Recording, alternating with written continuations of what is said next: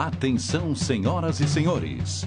A partir de agora, a TV Mais orgulhosamente apresenta Show Mais.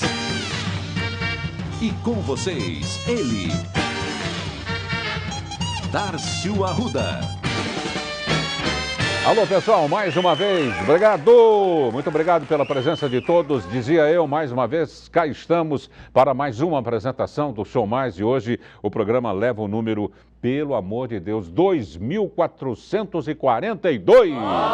É programa que não acaba mais, é espetacular. Participe só clicando para o www.tvmaisabc, o mais por extenso, abctudojuntinho.com.br. Peça temas, sugira convidados, faça perguntas, faça o que você quiser. Este site aqui é de vocês. Isso. Atenção, vamos começar o programa de imediato. Só pergunto a parte operacional, se ela está preparada para colocar mais esta edição no ar, sim ou não? Sim! Então, atenção, tripulação, é o comandante Arruda. Preparar a aeronave para a decolagem imediata.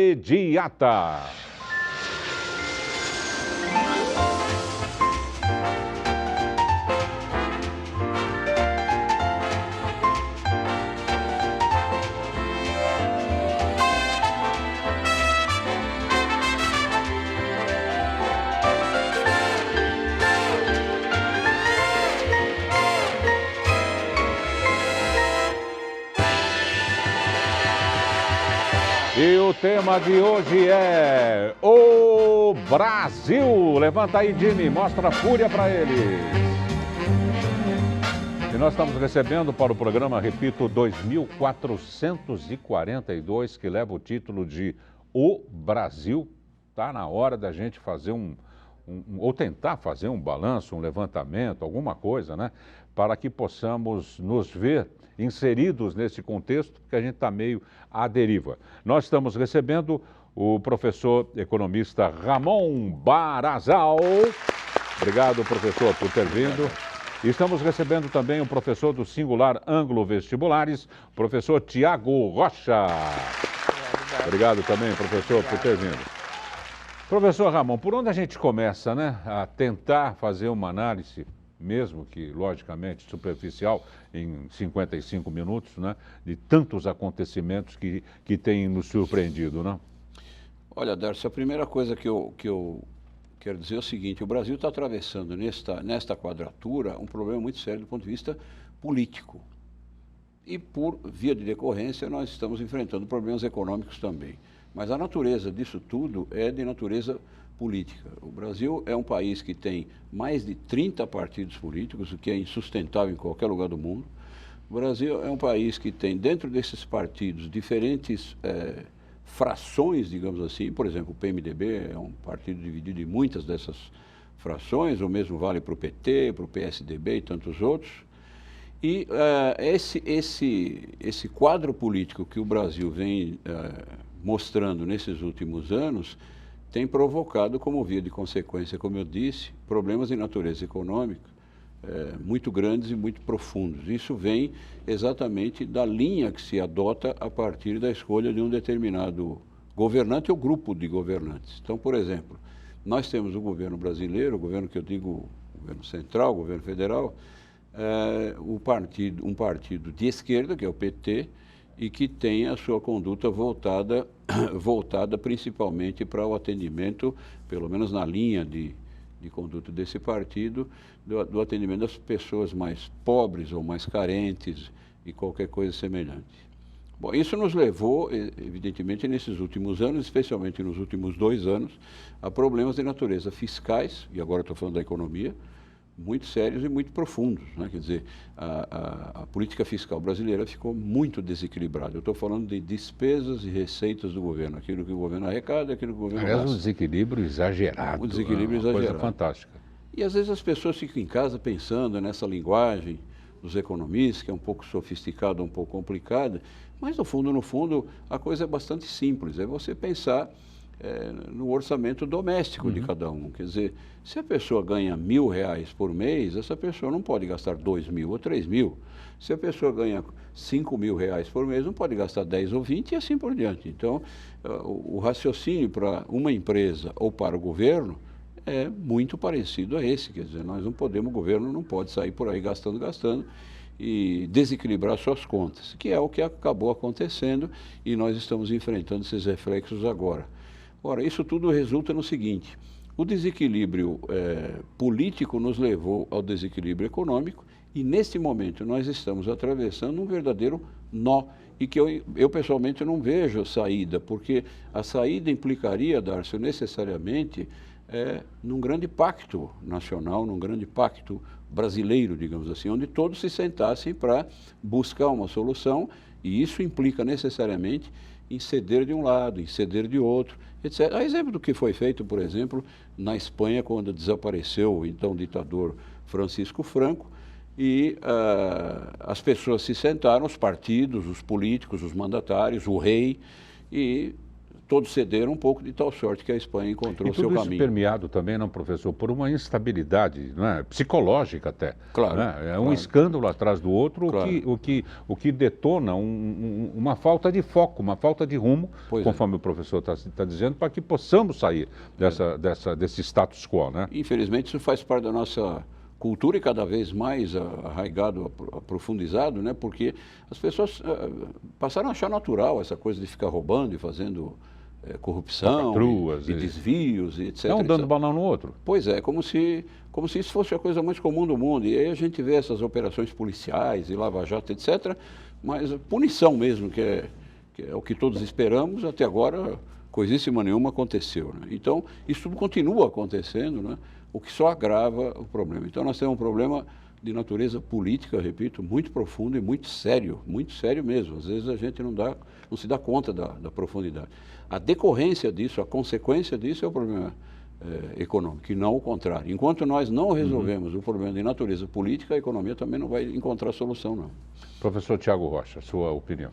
Não, eu também vou nessa linha, eu acho que é uma crise política, mas tentando analisar o quadro com um olhar mais amplo, eu acho que a nossa sociedade ela está em crise em 3 grandes setores.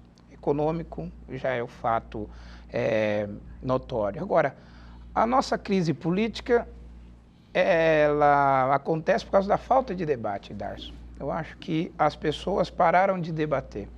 E também a nossa crise social. São 3, nós estamos nessa crise geral e não é de hoje, né? Isso já vem desde, por exemplo, como um fato bem recente, desde 2013, quando o povo vai para a rua exigindo uma postura da nossa classe política, e essa classe política monta então um teatro que na verdade não resolve absolutamente nada.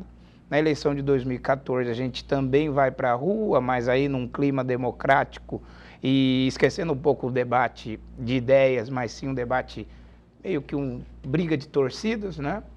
Mas que é um debate. E nós chegamos agora em 2015 com uma reforma política que não sai do papel, um ajuste fiscal que não consegue andar e principalmente as promessas que são feitas são traídas no dia seguinte. Então, veja, nós estamos numa crise geral que eu atribuo essa crise à nossa falta de capacidade de debater. Né? E debater proposta, debater projeto do que a gente quer para o nosso país. Então, Darcio, essa questão que pega mais. A gente vê na rua as pessoas debatendo sempre essa questão que o professor levantou da corrupção. Mas a gente fica só na superfície, né? E o terremoto vai acontecendo nas estruturas e a gente não consegue... Vai pipocando aqui e acolá. Vai pipocando aqui e acolá. Por exemplo, nós somos um país hoje, citar 3 coisinhas bem rápidas. Nós somos um país que fecha escolas, nós somos um país que não cuida de sua história e nós somos um país corrupto. Isso é, por si só, alarmante. Então, a gente precisa... essa crise, o Brasil de hoje... É um Brasil em crise e essa crise acaba refletindo no nosso pilar, que é a economia. Esses ingredientes são altamente nocivos, né? Não tem como se dar um passo. Exatamente. Uma coisa, Darcio, que a mim particularmente me preocupa é quando eu vejo muita gente, inclusive pessoas de envergadura, do ponto de vista de comando, etc., falando do processo, enfim, do impeachment. Né? Isso é uma coisa que deve ser muito bem estudada, debatida, etc., e muito bem pensada. Então vamos por partes. Em primeiro lugar, isso está na lei? Está. É possível que se faça o impedimento desse ou daquele governante, de um prefeito, de um governador, ou da presidência? Também é possível. Está previsto na Constituição, etc. Agora, daí a fazer disso uma banalidade, há um caminho muito longo. Quer dizer, você não pode simplesmente dizer, olha, eu não gosto desse governante lá, o prefeito da cidade. Então vamos fazer um processo de impedimento e vamos tirar o prefeito daí. Não é assim. Não é? Quer dizer, isso, afinal de contas, não é o time da esquina, que você diz, não gosto desse presidente aí do nosso time de futebol, vamos tirar ele e vamos botar outro. Não é assim. As coisas têm que caminhar dentro da lei, com sustentação jurídica e com os cuidados... Tem as qualificadoras para que isso realmente e com os aconteça. Cuidados institucionais. Bom, um dos cuidados institucionais, claro, necessariamente passa pelo Congresso. Aí você vai lá e diz, olha, o processo vai ser encaminhado para o Congresso, para seguir o trâmite previsto na Constituição. De repente, quando você chega no Congresso, o presidente da Câmara de Deputados está envolvido, porque tem conta aqui ou tem conta lá. Aí o presidente do Senado, que é também o presidente do Congresso, Renan Calheiros, também está envolvido com isso, com aquilo, eventualmente tem conta não sei aonde. E está com a responsabilidade de aceitar ou não ou recebeu favores de desvio da Petrobras, desvio não sei do quê. Quer dizer, aí você fica pensando, fala, e as instituições que nós temos são essas? Esses senhores são os comandantes das duas principais casas legislativas do país que compõem o Congresso Nacional, o Senado e a Câmara. E, de repente, você fala, puxa vida, e agora? Ah, não, mas então vamos olhar para os partidos políticos para ver se nós damos alguma sustentação para isso e encontramos o caminho. Vamos fazer o processo de impedimento ou não? E aí você encontra mais podridão aqui para baixo. Resultado, não vamos a parte alguma com isso. Porque, neste momento, por exemplo, o presidente da Câmara de Deputados não está necessariamente presidindo, quer dizer, comandando a Câmara. Ele está, isso sim, preocupado em justificar que tem ou deixa de ter conta na Suíça ou sei lá onde. Né? Nós, pessoas comuns e pobres mortais, nós não temos conta na Suíça nem na. No máximo, nós temos conta porque estamos devendo lá no armazém. Na mercearia suíça, ou do bairro suíço, lá em Santo André. Enfim. Professor. Não, eu também concordo. Eu acho que, veja, a crise está, a solução já está posta. Né? Eu acho que um dos caminhos para a gente sair dessa crise é qualificar a escolha dos nossos governantes e representantes. Eu acho que mais representantes do que governantes, Darcy. Porque, veja, um legislativo forte e atuante significa um executivo, um poder executivo coerente. Né? Se tem esse debate, esse equilíbrio entre os poderes. O problema é que não há. E o eleitor brasileiro não escolhe também, até por falta de opção. Nós temos uma política que não se renova. Por exemplo, quanto tempo o Eduardo Cunha já está na Câmara, na Câmara dos Deputados? 20 anos. Renan Calheiros era líder do governo Collor. Era líder do governo Collor. Outro dia eu disse isso em aulas, mas é sério, mostrei. Amigo pessoal. Né? Amigo pessoal do presidente, ou seja, sempre também cercando o poder. É da prática política, mas uma boa prática política leva o país para frente. O problema é que essas pessoas vêm caminhando e vêm trazendo o país para essa crise que a gente está. Então, veja, o problema como eu disse, da falta de debate, Darcy, mas, veja, a qualidade do representante brasileiro, do povo brasileiro, é bastante ruim. Então, a gente precisa olhar, por exemplo, ele não vai sentar com a presidente para tentar discutir uma estratégia de defesa. Ele vai sentar com a presidente para saber o que ele vai levar em troca. Uhum. Então, a gente trocou o interesse geral, quem diz isso é Norberto Bobbio, no livro O Futuro da Democracia, clássico, recomendo a todos. Então, veja, ele diz que o grande mal da democracia é você trocar o interesse geral pelo interesse particular. E acho que nós fizemos isso é péssimo. Bom, eu vou falar pela 98ª vez a frase de Bertolt Brecht. Melhor que assaltar um banco é fundar um. Já já a gente volta.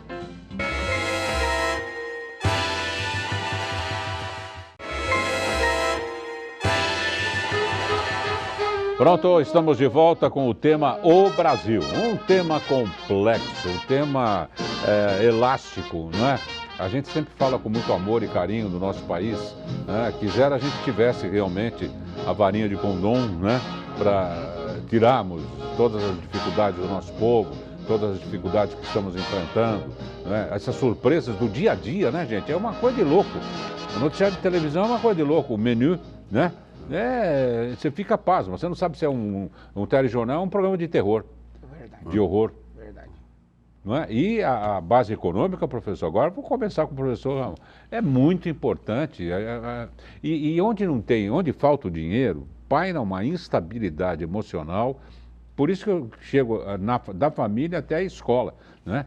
Porque na casa onde todo mundo manda, não manda ninguém. E na casa que falta pão, todo mundo grita, mas ninguém tem razão. É verdade. Isso daí, se a gente medir proporcionalmente pelos milhões de brasileiros e brasileiras, né, acho que tem uma camada na atmosfera, né, de energia negativa, né, muito forte, né, professor? Que é o que você dizia no bloco anterior, do lado psicológico disso. Quer dizer, essa soma de pequenas crises que se transformam na grande crise tem também, como via de consequência, um peso de natureza psicológica muito grande em todos nós. Isso vai do cidadão mais simples nas suas atividades até o grande empresário, o capitão de indústria e tal. Todos ficamos tomados por uma sensação negativa, a nuvem que você falou, uma nuvem negra, pesada lá em cima, né? E todos falando dessa coisa. Quer dizer, é mais ou menos o efeito rebanho, né? Vai um e depois todos vão atrás, seguindo essa linha de natureza, como eu disse, psicológica e que é maléfica, porque o otimismo faz parte da vida do ser humano, da existência do ser humano. Enquanto nós somos otimistas, a nossa vida caminha melhor, caminha para frente. E enquanto nós somos pessimistas, a nossa vida caminha pior e caminha para trás. Portanto, isso é um dado que deve ser levado em consideração. Não é por menos que a gente tem sempre nas mensagens publicitárias uma carga de otimismo muito grande, né, para que você compre um determinado produto.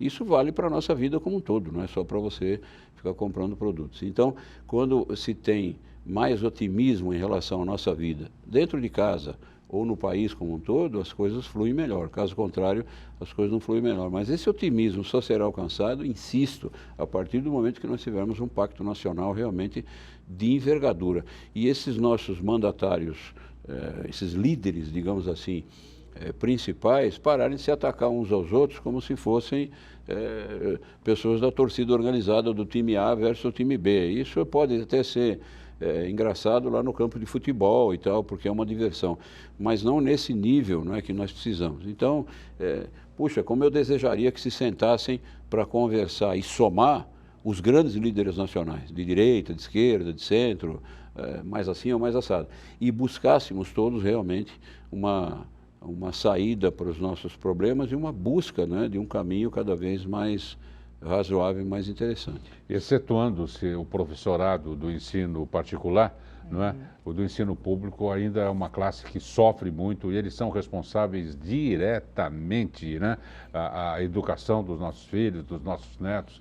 Quer dizer, um outro erro, eu acrescentaria a quarta opção da lista do professor, não é? Que é essa questão da instabilidade do professor, não é? Dos reclamos dos professores. Eu acho que a coisa mais triste é você ver o professorado reunido na porta da Secretaria de Educação, né? pedindo, ele não tem que pedir nada, é uma classe sagrada. Não, professor? Veja, eu acho que a sociedade brasileira a sociedade, não são os políticos, nem todo mundo. Nós temos que nos conscientizar que educação é um investimento, Darcio. Eu não entendo o porquê que um aluno de escola pública não pode ter a oportunidade, a igualdade de oportunidades do ensino privado. É evidente que não vai ter a mesma qualidade de ensino e tudo mais, mas a igualdade de oportunidade. Por quê? Porque esse investimento que foi feito nele vai voltar, no mínimo, através de impostos, porque ele vai conseguir um salário melhor e ele vai, por exemplo, contribuir mais para o imposto de renda. De forma bem simples, a gente já começa a perceber. Outra coisa, a educação é um investimento porque gera conhecimento. Conhecimento para a nossa indústria, para ciências humanas, para a nossa indústria petroquímica, química, enfim, ou seja, gera conhecimento, gera patente dá dinheiro. Não existe, não existe economia forte no mundo num país com educação fraca. Exato, Não faz sentido isso. Não faz. Os tigres asiáticos ou esse aqui, qualquer país do mundo se desenvolveu e se solidificou economicamente e, portanto, socialmente, melhor qualidade de vida, etc., a partir de uma base educacional forte. Com certeza. Com muito ensino, com muito treinamento, com muito conhecimento. Isso tem que independer se a escola é pública ou privada. O ensino melhor e mais qualificado deveria ser, em primeiríssimo lugar, da escola pública. Como era na época dos senhores. E a escola privada deveria ser meramente complementativa. Hoje é o inverso, né? Pelo que eu sei. Eu lembro, Darcio, que quando na minha época de faculdade, faz 4, 5 anos que eu saí, né? Vai fazer acho que 4 anos, não sei direito agora. 2013, há 3 anos, né? Mas veja, eu fui financiado pelo governo, através da Bolsa de Pesquisa de Iniciação Científica. Hoje eu vejo colegas que estão no doutorado sem verba para pesquisar, sem verba para poder ir pesquisar num arquivo, né, na área de história, que é a minha, num arquivo em Lisboa, viajar até Macau. Ou seja, o conhecimento científico também perde. Então, pera lá, nós temos que fazer um grande pacto, e aí sim, para apontar os rumos que passam por essa questão. Veja, a educação é a saída. Então vamos lá, já tem escrito um plano, então vamos executá-lo. Então a gente faz tudo, parece que faz tudo pela metade. E essa crise, Darcio, ela exige uma resposta. E a educação já tem uma resposta colocada. Então os alunos, eles sentem isso. Veja, já temos a solução. Eles têm contato com esse debate, mas é um contato também de superfície. Mas eles querem se aprofundar. É importante isso. Agora, a sociedade brasileira tem que entender que educação é investimento. E aí, os professores também, nós temos que nos valorizar um pouco mais. Há uma previsão quase que matemática, professores, de que a partir de 2020, 2025, a população de idosos vai superar a população dos 15 aos 25 anos. Não é? Vamos ter um outro Brasil. O Brasil vai envelhecer, assim como a Europa, não é? Como os Estados Unidos. O mundo todo. Não é? Quanto mais condição o velho tem, o idoso tem de sobreviver, logicamente, mais tempo ele fica aqui na face da Terra. Inclusive com a nova geriatria, com gerontólogos maravilhosos que estão surgindo na classe médica. E agora desde a nova pediatria. Também, sim. Agora o neném nasce, só falta fazer o Enem já na hora. É o Enem do neném. Já faz tudo, quer dizer, já tira cordão umbilical, aquela coisa toda, vai viver 140 anos. É uma previsão que tem de ser feita. Claro. Não é? Que é bom para os idosos, mas vai agravar outras situações, inclusive financeiras do país, não, professor? Inclusive de ponto de vista previdenciário, principalmente, né? Quer dizer, o país precisa estar muito bem preparado para isso. Hoje em dia, Darcio, é tendência mundial de não se pensa mais simplesmente na chamada previdência pública, né? Que seria no caso brasileiro, INSS, coisa e tal. A previdência pública hoje ela faz parte de um raciocínio maior. E até 15 ou 20 anos atrás, as pessoas pensavam em previdência pública. Quando eu ficar mais idoso, eu me aposento, o governo me dá lá X por mês e eu vou ter a minha aposentadoria. Isso hoje não faz mais sentido, isso é um dente da engrenagem, mas essa engrenagem é mais sofisticada. Então é preciso que as pessoas participem com a sua previdência privada. Sem isso, hoje não existe mais, não tem mais esse raciocínio de antigamente. Como um adicional. Ou como principal, e aí a pública virá adicional. Né? Então, as pessoas que hoje têm, digamos, 17, 18, 20 anos, que são os alunos do Tiago, precisam necessariamente ser encaminhados. Alguém precisa dizer para eles, o professor na sala de aula, dizer, rapaziada, olha, vocês têm que pensar nisso. Ah, professor, eu sou muito jovem, eu vou demorar muito para ficar velho. Sim, mas eu espero em Deus que você fique velho um dia e que você tenha uma boa vida. Privilégio de poucos, né? Então é preciso pensar nisso. O governo tem que rearranjar a sua previdência, a previdência pública, isso tudo tem que ser rearranjado, mas de forma honesta, sólida e limpa.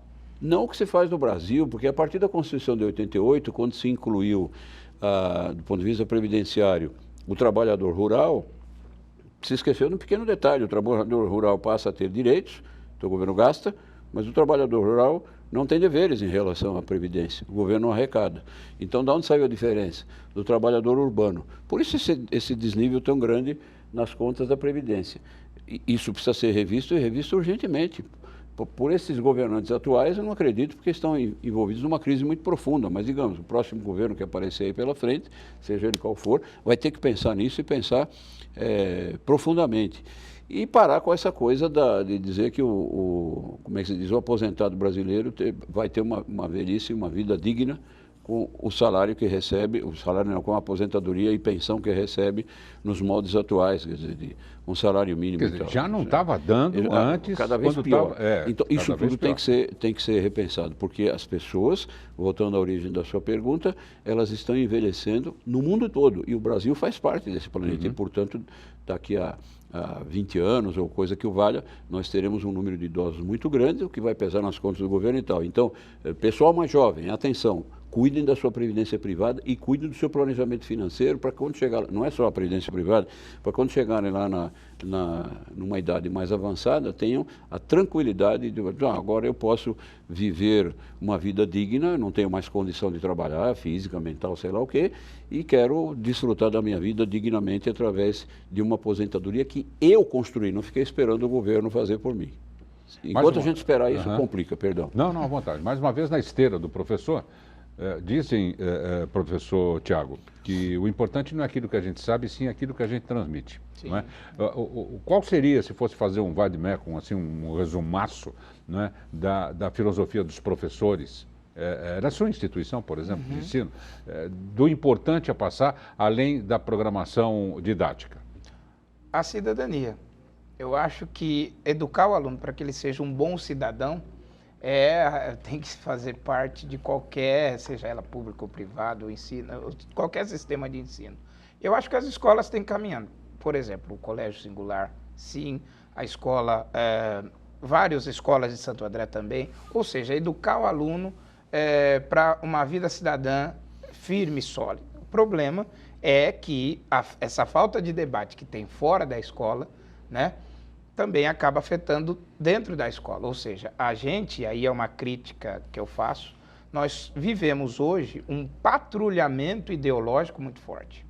Ou seja, o professor, e é também por culpa do próprio professor, que faz da sua aula um palanque político, isso também não pode, isso vai contra o ofício, mas ao mesmo tempo de um medo muito grande, uma coisa que vem até da ditadura militar, de que o aluno seja moldado, né, ideologicamente, seja afetado por uma determinada corrente ideológica. Eu acho que a gente tem que quebrar esse tabu e fazer com que as pessoas dialoguem. E o melhor lugar para isso, Darcio e professor, é dentro da escola. Eu acho que quanto mais o professor, principalmente das áreas de humanas, romperem com este tabu de não debater certos temas, e as escolas permitirem que esses temas sejam debatidos, eu acho que a gente caminha, aí sim, para uma formação melhor, ou seja, para um cidadão mais preparado para enfrentar essa crise, para sentar na mesa de negociação e construir um futuro, uma alternativa para qualquer problema. Não apenas o problema do Brasil, mas o problema da sua vida profissional, ou seja, preparar este aluno para enfrentar sempre com um debate tranquilo e sereno. Eu queria agradecer muito o professor do Singular Ângulo Vestibulares, professor Tiago Rocha. Obrigado, professor. O site é www.singular.com.br. Até a próxima. E agradeço também ao professor economista Ramon Barazal pela presença. Obrigado, professor. Muito obrigado, Darcio. Gente, a aula está encerrada aqui dos professores. Podemos fazer um lanchinho agora no intervalo? Voltaremos amanhã, o intervalo é longo, no mesmo horário, com outro tema e novos convidados. Um forte abraço, como se diz lá em Veneza, na Itália. Se vediamo domani, bella. Tchau, fui. Não perguntes o que a tua pátria pode fazer por ti. Pergunta o que tu podes fazer por ela.